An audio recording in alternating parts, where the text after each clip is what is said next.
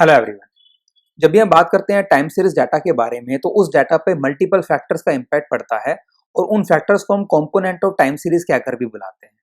वो जो कंपोनेंट्स हैं उनको हम चार पार्ट्स में डिवाइड करते हैं जिनका नाम है secular trend, seasonal variation, cyclical variation and irregular variation. मैंने अपने पिछले कुछ वीडियोस के अंदर आपको ये बताया कि कैसे आप अपने टाइम सीरीज डाटा के अंदर से सेक्युलर ट्रेंड के इम्पैक्ट को आइसोलेट कर सकते हो।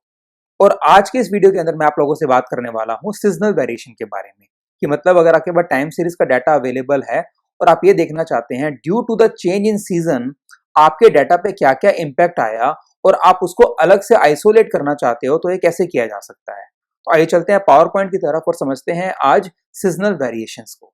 सीजनल वेरिएशन से हमारा मतलब ये है कि वो चेंजेस जो विद इन ए ईयर हो रहे हैं, मतलब 12 मंथ्स के अंदर चेंजेस हो रहे हैं और ये जो चेंजेस होते हैं रैकरिंग नेचर के होते हैं। रैकरिंग से हमारा मतलब क्या है, ये बार बार रिपीट होते हैं। एग्जाम्पल के तौर पे क्लाइमेट चेंज होता है, गर्मियाँ आती हैं, हमारे कपड़े डालने का तरीका बदल जाता है। विंटर्स में हम अलग तरह के कपड़े डालते हैं, वुलन क्लोथ डालते हैं। विद इन ए ईयर हमारे फेस्टिवल्स आते हैं, जैसे कि दिवाली आती है तो हमारा बाइंग पैटर्न बदल जाता है। हमारी हैबिट्स चेंज होती हैं, जैसे कि नया अगर कोई फैशन चेंज हो गया है तो हम अकॉर्डिंगली अपना ड्रेसिंग सेंस भी चेंज कर लेते हैं।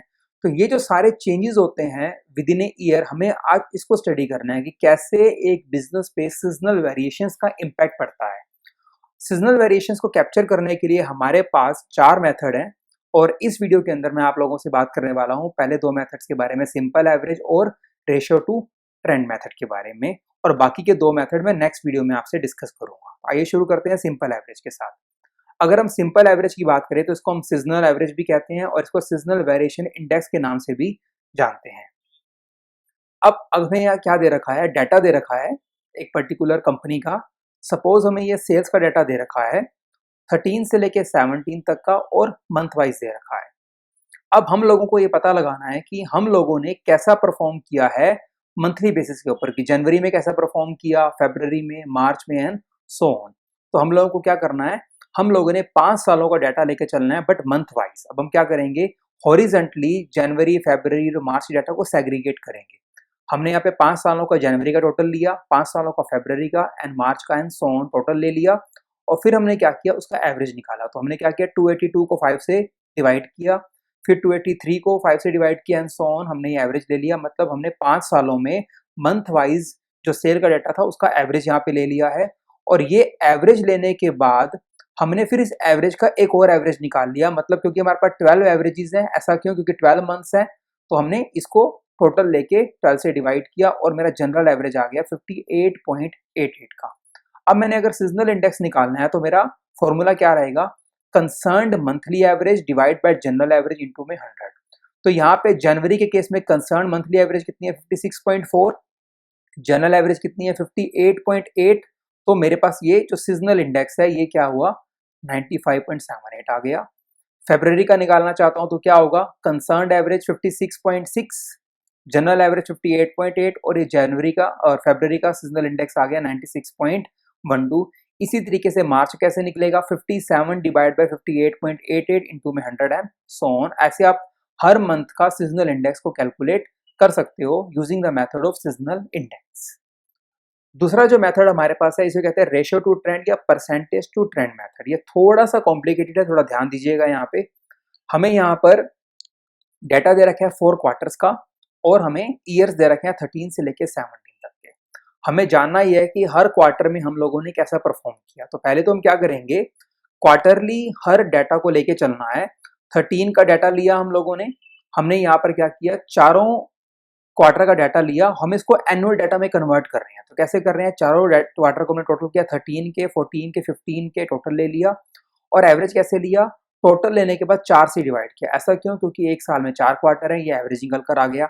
अब क्वेश्चन निकल कर आता है कि ये एवरेज कहाँ लाई करेगा, 1 के सामने, 2 के सामने, 3 के या 4 के। क्योंकि हमने यहाँ पे टोटल जो हमारे पास सपोज सेल का डाटा है उसका एवरेज लिया है तो हमें टाइम पीरियड का भी एवरेज लेना पड़ेगा। तो 1, 2, 3, 4 का अगर एवरेज लेंगे तो वो भी क्या होगा, 2.5, मतलब क्वार्टर 2 और क्वार्टर 3 के बीच में लाई करेगा। तो ये जो 17.5 है ये कहाँ लाई करेगा, 2 और 3 के बीच में।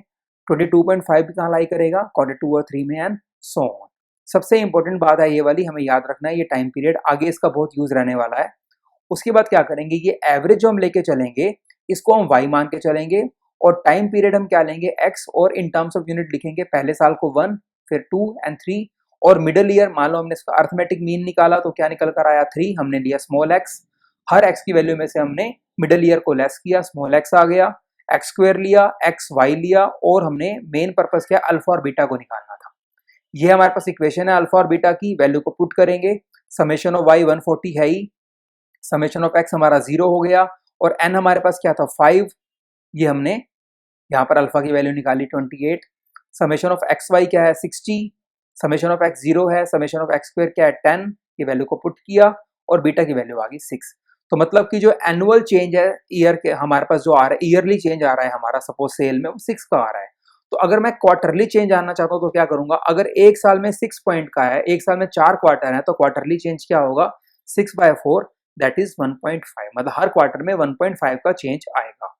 यहाँ पर हमें एवरेज तो हमने ले ही लिया था, हमने प्रेडिक्शन किया, यहाँ पे प्रेडिक्शन क्या हुई है हमारे पास, यहाँ पर जो एवरेज हमारे पास आ रहा था पूरे साल का वो 17.5 का आ रहा था, बट प्रेडिक्शन कह रही है यहाँ पर अल्फा की वैल्यू 28 पुट करी है, बीटा की वैल्यू 6 पुट करी है, या एक्स की वैल्यू पुट करी -2 फिर -1, प्रेडिक्शन कह रही है कि एवरेज चेंज 1622 का होना चाहिए था, बट एक्चुअल में 17.5 22.5 का आ रहा है। आगे क्या करेंगे, ये प्रेडिक्शन करने के बाद अब हमारे पास ये जो प्रेडिक्शंस आ चुकी हैं यहाँ पर, ये जो प्रेडिक्शंस हमारे पास यहाँ पर आ गई हैं, आप देख रहे हैं यहाँ पे 1622 जो कि प्रीवियस स्लाइड में हम लोगों ने ये यहाँ पर हमने यहाँ पर कैलकुलेट की थी ये वाली। अब हम इन प्रेडिक्शंस को यहाँ पर लेंगे, एनुअल चेंज हमारा 6 का था जैसा हमने पीछे निकाला, बीटा की वैल्यू 6 थी, तो क्वार्टरली चेंज क्या हो गया 1.5 का हो गया।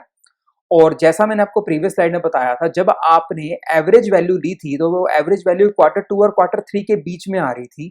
तो अगर हम ये कहें कि एक से दूसरे क्वार्टर के बीच में 1.5 का चेंज होता है, और अगर आपकी एवरेज वैल्यू Q2 और 3 में आ रही है, बीच में आ रही है, तो अगर कंप्लीट चेंज 1.5 का है, तो उस 1.5 को अगर 2 क्वार्टर में डिवाइड करना हो तो क्या करेंगे, 1.5 का भी हम हाफ कर देंगे। अब यहाँ पे जो प्रेडिक्शन हमारी 16 की है, तो 1.5 जो हमारे बीच की वैल्यू थी उसको हाफ करेंगे, तो 0.75 यहाँ चला गया, 0.75 आगे चला गया। तो ये जो प्रेडिक्टेड वैल्यू है 16 हमने यहाँ पे कैलकुलेट की थी, इसमें से 1.5 को हाफ करके लेस करेंगे तो 15.25 आ जाएगा, और यहाँ पे अगर 1.5 को हाफ करके ऐड करेंगे तो 16.75 आ जाएगा, ये वैल्यू आ गई। इससे प्रीवियस वैल्यू निकालनी है तो क्या करेंगे, 15.25 में से 1.5 को लेस कर दो, और नेक्स्ट वैल्यू के लिए 16.75 1.5 ऐड कर दो 18.25। इस तरह से हम लोग आगे क्वार्टर की वैल्यू निकाल लेंगे। ये हमारे पास ट्रेंड वैल्यू आ रही है। ऐसे ही अगर हम 14 की बात करें तो हमारी प्रेडिक्टेड वैल्यू यहाँ पर 22 थी, और हमारे पास जो एवरेज वैल्यू थी वो 2 और 3 में लाई कर रही थी, तो 1.5 को हाफ किया, 22 में से 1.5 का हाफ का लेस कर दिया और यहाँ ऐड कर दिया, और ऐसे ही प्रीवियस वैल्यू और नेक्स्ट वैल्यू निकाल ली। ऐसे हर ईयर की वैल्यू हमारे पास निकल कर आ जाएगी। इसके बाद जब आपके पास ये हर क्वार्टर की वैल्यू निकल कर आ जाएगी, तो नेक्स्ट टास्क क्या रहेगा, एक्चुअल ओरिजिनल वैल्यू आपको गिवन है, एस्टिमेटेड वैल्यू आपने निकाल ली है, फॉर्मूला क्या होगा, original value divide by estimated value into में 100, ये रेशियो टू ट्रेंड आपका आ जाएगा, ये 109.10 आ गया। ऐसे ही आपने हर ईयर का हर क्वार्टर का वैल्यू निकाल लेना है, फॉर्मूला क्या रहेगा, original value divide by estimated value into में 100।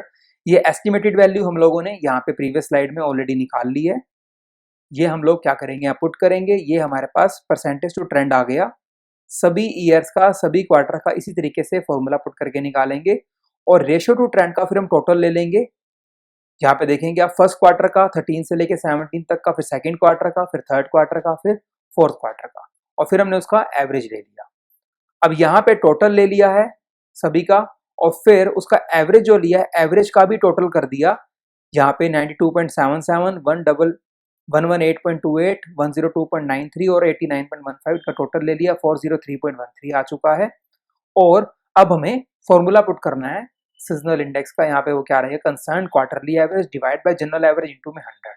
तो क्वार्टरली एवरेज क्या था हमारा 92.77, जनरल एवरेज क्या था 403.13, इनटू में क्योंकि हमारे पास अभी 4 क्वार्टर है तो इनटू में क्या आ गया 400, और इस तरीके से हमने हर क्वार्टर का सीजनल यहाँ पर वेरिएशन निकाल दिया है। तो अब देखेंगे यहाँ पे फर्स्ट क्वार्टर का 92.05 है, सेकंड का 117.36 है, थर्ड का 102.13 है, और लास्ट में हमारा 88.46 निकल कर आया है।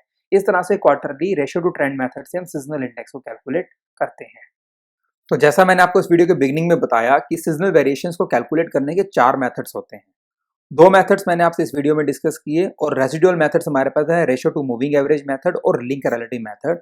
इन 2 मेथड्स को मैं नेक्स्ट वीडियो में आप लोगों से डिस्कस करने वाला हूं, तो उस वीडियो को देखना ना भूलिएगा। आई होप आपको वीडियो अच्छा लगा होगा, तो इसको लाइक एंड शेयर जरूर कीजिएगा और अगर चैनल सब्सक्राइब नहीं किया है तो please do subscribe my YouTube channel. Thank you so much for watching this video.